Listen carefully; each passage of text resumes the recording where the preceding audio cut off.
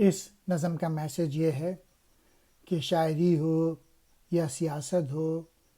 یا مختلف جو علوم ہیں، یہ اگر انسانیت کو فائدہ پہنچا رہے ہیں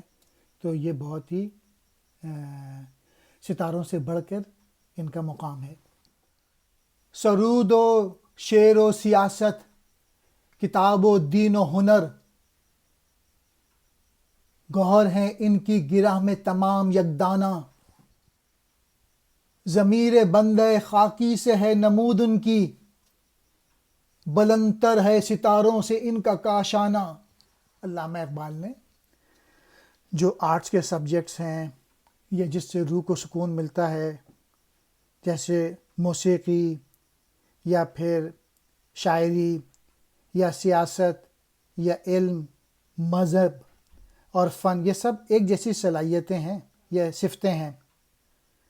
اور یہ سب ایک قیمتی موتی موجود ہیں، ان میں سب انسان کی بھلائی کے لیے ہیں۔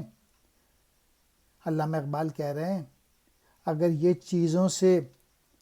انسان میں، آدمی میں اس کی فطرت بلند ہوتی ہے، یعنی اس سے پڑھ کے، ان کو سن کے اگر روح میں تازگی پیدا ہوتی ہے، اگر انسان بڑا سوچنے لگتا ہے، تو پھر ان چیزوں کا جو مرتبہ ہے وہ ستاروں سے بھی بلند ہے۔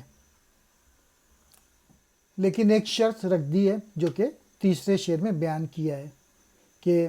وہ کن بنیاد پہ یہ بلند تر ہو سکتے ہیں یہ سارے ٹولز۔